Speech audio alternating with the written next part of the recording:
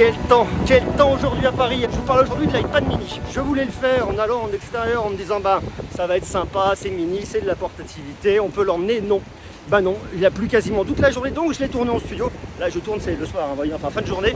Je vous ai tourné tout ça en studio, on se fera un truc en extérieur très prochainement. Pour l'instant, eh bien on va rentrer à la maison au chaud, on va éviter la pluie. Et regardez, cet iPad mini, il est très pratique parce que en réalité, il tient dans la poche.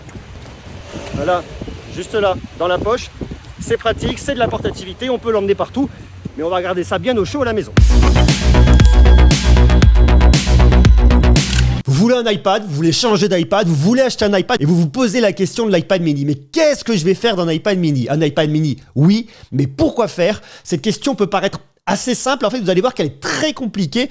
Qu'est-ce qu'on va venir faire dans l'iPad mini? Alors il faut resituer un petit peu la gamme de tous les iPads. Vous avez cette année l'iPad mini, vous avez l'iPad 9 de 9e génération qui est juste là, qui a été présenté également. Vous avez l'iPad Air qui a été présenté l'année dernière, puis vous avez l'iPad Pro qui a été présenté plus tôt en début d'année. Voilà pour le line-up des iPads. 4 iPads. Chaque iPad est vraiment précis dans sa catégorie. L'iPad de 9e génération, c'est l'iPad pour venir débuter. On a un peu moins de 400 €. C'est l'iPad pour les débutants et c'est l'iPad pas cher, mais malgré tout avec un grand écran, donc avec les usages d'un iPad. L'iPad Air, c'est l'intermédiaire. Bien évidemment, on est sur le haut de gamme, on est sur un très bel iPad, on a beaucoup de performance et on comprendra qu'on peut même venir le transformer en petit ordinateur grâce au Smart Connector. Et puis enfin, vous avez l'iPad Pro avec aujourd'hui, en tout cas cette année en 2021, eh bien la puce M1 à l'intérieur. Beaucoup de performance, du ProMotion.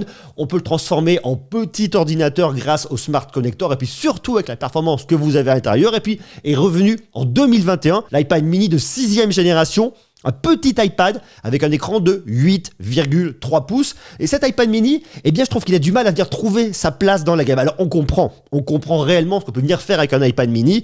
On peut venir faire plein de choses, hein, regarder des films, des séries. On a un écran qui est très sympa, de bonne qualité. C'est du Liquid Retina, c'est du LCD. Ici, il n'y a pas de OLED. On a un écran avec un taux de rafraîchissement de 60 Hz. C'est pas du 120 Hz. Donc, sur le gaming, on n'ira pas le plus loin. Mais on a malgré tout un très joli iPad. On a Touch ID qui est juste en haut ici. Vous posez votre doigt, ça déverrouille, c'est pratique, c'est bien. Alors cet iPad, il est très bien. Il est très bien conçu, très bien fabriqué. Vous avez la puce A15 Bionic, beaucoup de performance au niveau graphique, au niveau du calcul, ça ira parfaitement bien. Vous avez du Wi-Fi 6, on a une version Wi-Fi uniquement avec le Wi-Fi 6 et on a également une version avec de la 5G. Alors, je vais vous resituer le tarif, vous allez voir que c'est pas si évident que ça. On a iPadOS 15 ici, c'est très bien, très belle expérience, mais ça pourrait être perfectible sur un écran de cette taille qui peut paraître petit pour un iPad, même si pour un smartphone c'est très grand, 8,3 pouces. L'écran est super, vous avez du True Tone, vous avez une gamme de couleurs P3. Alors un écran qui est pas extrêmement lumineux, hein. Là je suis à 500 nits maximum. À l'intérieur, tout de suite ça ira bien, mais si vous allez en extérieur et qu'il y a beaucoup de lumière, ce qui n'est pas le cas aujourd'hui, je peux vous l'assurer, ça sera pas parfait. Des haut-parleurs stéréo, mais qui sont également perfectibles. Vous allez voir que c'est pas extrêmement évident. Côté caméra, c'est plutôt bien bossé. Vous avez un ultra grand angle à l'avant et je vais vous montrer une fois de plus, c'est super intéressant pour de la visioconférence et une caméra de grand angle à l'arrière 12 mégapixels qui ira très bien également pour venir scaler les documents, mais guère mieux. Mais moi je veux commencer par vous montrer les points un peu négatifs sur cet iPad. Alors il a plein de points positifs. C'est une très belle machine, très bien réussie, très bien conçue par Apple. Apple travaille toujours très bien, mais il y a des trucs qui... Regardez, on va enlever le Smart Folio que vous avez là et on va enlever l'Apple Pencil, on y reviendra dans quelques instants.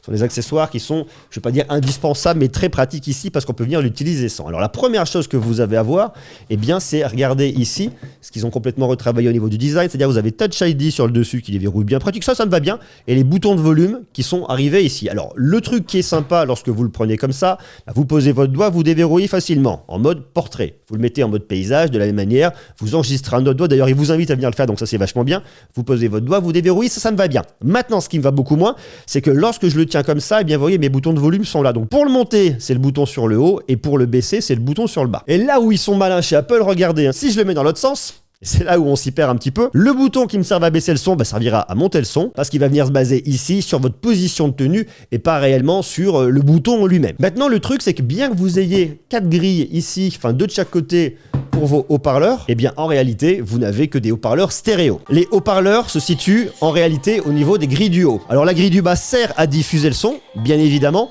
mais tout le son arrive d'en haut. Donc si vous le tenez comme ça dans ce sens-là, ça ira très bien et ça fonctionnera. Si maintenant vous le prenez dans l'autre sens et que vous le positionnez comme ça, avec mes petits boutons de volume qui sont situés sur le bas, eh bien, je viens bloquer mes haut-parleurs qui se situent là. Il faut vraiment venir le mettre dans l'autre sens et venir le tenir dans ce sens-là. Et là, vous avez un truc qui marche. Donc, une fois de plus, haut-parleur situé là et là. Donc là, vous pouvez. Donc lorsque vous venez jouer à des jeux vidéo, bah, ça va être exactement la même chose. Hop là, regardez, je l'ai appuyé, je l'ai éteint. Faut faire attention parce que ces petits boutons, ils sont pratiques, mais pas toujours parce qu'on a facilement fait de venir l'éteindre lorsque vous le tenez comme ça. Donc il faut faire gaffe à pas venir l'éteindre. Des petits trucs, vous voyez, des petites bidouilles. Maintenant, il y a un autre truc que je trouve pas génial. Et ça, c'est purement logiciel, c'est les iPadOS. Sur votre iPad, eh bien, vous avez quand même. Alors ça dérangera moins comme ça en format portrait qu'en format paysage. Vous avez des bandes qui sont un petit peu lâches sur le côté. Toutes vos icônes, elles sont toutes mini en bas. On est sur un iPad mini, les icônes sont mini, c'est normal. Mais si vous le passez au format paysage, vous avez quand même ici des grandes bandes sur le côté. Et autant ça me dérangera moins sur un iPad qui est un peu plus grand parce que mes icônes seront plus grandes et puis je le verrai davantage. Ici, je trouve que c'est un peu moins pratique. Et ça vient un petit peu me poser problème. Alors c'est du point de détail, on me dira on choisit un iPad mini, on choisit la compacité. Il faut l'accepter, il faut le savoir. Maintenant, il y a un truc qui est vraiment génial qu'a fait Apple, c'est qu'ils nous ont mis un bloc de charge avec. Et bien oui, alors que les blocs de charge disparaissent aujourd'hui des iPhones, bien vous en avez un ici qui est inclus ici dans votre boîte avec votre iPad mini. Donc ça, c'est cool. Et en plus de ça, chose qui arrive, vous avez de la recharge ici en USB-C. Et l'USB-C, c'est très pratique. Pourquoi ? Eh bien parce que vous allez pouvoir utiliser l'USB-C pour différents accessoires. Déjà, brancher un disque dur externe si vous souhaitez faire un peu de sauvegarde, récupérer des données, transférer et compagnie. Ça, c'est vachement bien. Brancher également des accessoires. Il en existe plein. Ça permet donc de rendre cet iPad plus compatible, d'aller plus loin en termes de connectivité. Alors ça, vous l'avez aujourd'hui avec cet iPad-là. On reparlera de l'iPad de 9e génération dans quelques temps qui, lui, par contre, n'a que du Lightning. Alors ça, vous me laissez quelques jours, on en reparle. D'ailleurs, abonnez-vous pour être informé et vous saurez tout lorsqu'on parlera de cet iPad-là et de plein d'autres sujets. Le petit bouton rouge est en bas, s'il est rouge c'est que vous n'êtes pas abonné, puis actionnez la cloche, comme ça vous serez notifié dès qu'une prochaine vidéo arrivera, et ça me plaît bien. L'autre truc qui est bien avec cet iPad mini, bah oui, comme c'est du mini, bah forcément il tient à une main, c'est l'idée, c'est ce que veut faire Apple ici. Un iPad mini, vous le prenez, vous le tenez à une main. Alors, je viens quand même le tenir à deux mains lorsque je joue à des jeux, lorsque je regarde des films et des séries. Il n'est pas extrêmement lourd, donc ça c'est bien. L'autre point qui est extrêmement bien et très pratique, je vous le disais, c'est le stylet. Vous avez un Apple Pencil de 2e génération qui vous permet de faire tout ce qu'on peut faire avec un Apple Pencil. Naviguer, griffonner. Lorsque vous venez rechercher des choses, vous pouvez venir les écrire ici.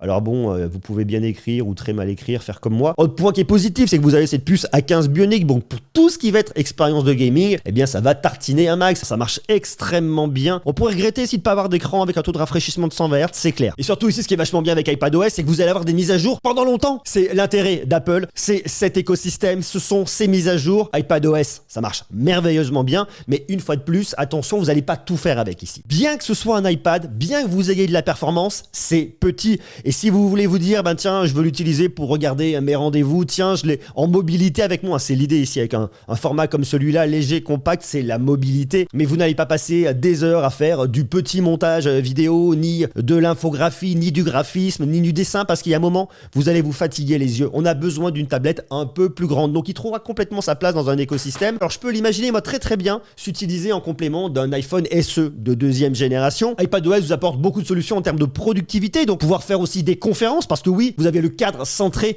grâce à cette caméra ultra grand angle que vous avez à l'avant. Donc ce qui est génial ici, c'est que quel que soit l'endroit où je me situe, eh bien ma caméra me suit, vous voyez. Alors je peux me déplacer, je peux me reculer, je peux même carrément me mettre là. Elle vient me suivre.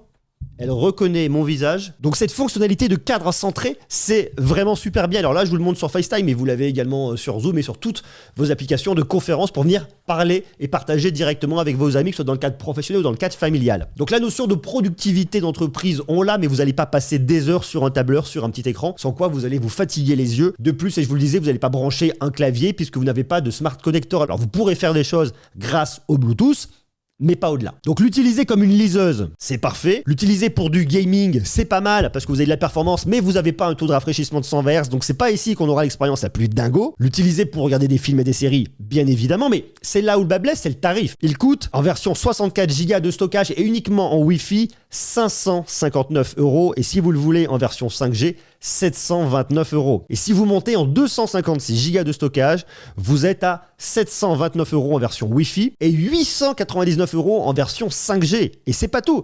Si vous voulez rajouter l'Apple Pencil, eh bien, il faut rajouter 135 € et le Smart Folio que vous avez là, 65 €. Ce qui fait que si je pars sur la plus petite config, l'iPad mini de 6e génération, plus l'Apple Pencil, plus le Smart Folio, je suis à 759 €. Et lorsque vous savez qu'un iPad Air coûte 669 €, je suis pas sûr que ça vaille le coup. Donc clairement ici, cet iPad, vous n'allez pas l'utiliser pour venir faire du montage vidéo, vous ne ferez pas du graphisme poussé, vous n'allez pas faire de la productivité longtemps avec des tableurs, vous allez vous flinguer les yeux, vous n'allez pas dessiner pendant très longtemps parce que vous avez un petit écran et puis arrivera un moment où c'est bien sympa avec votre stylet, mais sur un petit écran comme ça, ça le fera pas trop. On pourrait se dire il est petit donc il est destiné à des enfants pour venir regarder des films, des séries, c'est vachement bien en tant que première tablette, il est tout petit et il a de la performance. Mais attendez, est-ce que je vais mettre 559 € pour que mon fils ait une petite tablette ? Moi, je le ferai pas.